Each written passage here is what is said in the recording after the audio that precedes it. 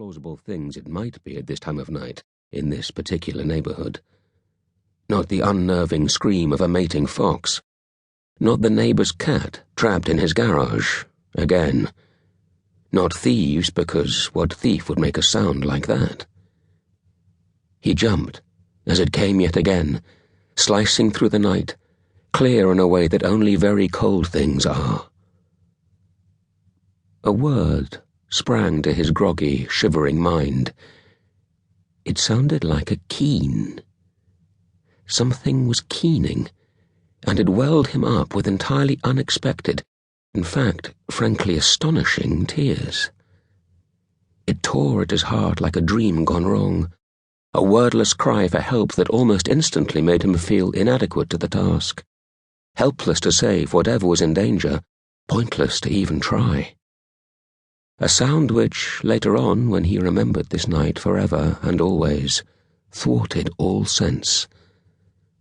Because when he found the bird made no sound at all. He rushed to his bedroom to dress.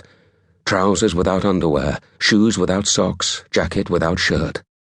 He didn't look out of any of his windows as he did so. The one logical action, simply checking on what the sound might be, left bafflingly undone. Instead, he moved with instinct, feeling somehow that if he hesitated, whatever it might be, would somehow slip away, dissipate like a forgotten love. He merely moved, and quickly. He bungled down the stairs, fiddling his keys out of his trouser pocket. He stepped through the cluttered sitting room and into the kitchen, angering himself at how loudly the keys banged against the back door lock. And who had a key lock on the inside of a house? If there was a fire, then woof, you were gone, banging on a door that would never open. He'd meant to fix that as well, but 10 years later... He opened the door, swinging it out into the freezing night, knowing that whatever had made that noise must be gone, surely, in all the racket he was making from his clumsy door openings and key clatterings. It would have fled, it would have flown, it would have run. But there it stood, alone in the middle of the modest stretch of grass that made up the modest back garden of his modest detached home. A great white bird, as tall as he was, taller, willowy as a reed. A reed made of stars, he thought. Then, a reed made of stars? Where the hell did that come from?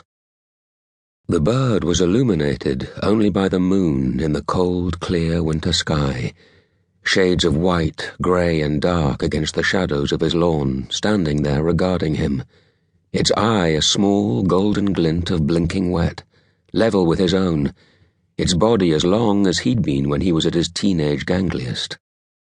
It looked somehow, he stupidly thought, as if it was on the verge of speaking, as if it would open its pointed, clipped bill and tell him something of vital importance that could only be learnt in a dream and forgotten on the instant of waking. But he felt too cold under his one layer of clothes for this to be a dream, and the bird, of course, remained silent, not even a repeat of the keening that could only have come from it. It was magnificent, not just in its unexpectedness, its utter incongruity in the backyard of a London suburb celebrated for its blandness, a place from where native-born artists were noted for moving away. But even in a zoo, even to a non-bird lover, this bird would have caught the eye. The staggering whiteness, even in the dark, of its breast and neck, a whiteness that seemed as much a part of the cold as the frost on the grass behind it. The whiteness flowed down into its wings, the one on the side facing him dipping almost low enough to brush the grass.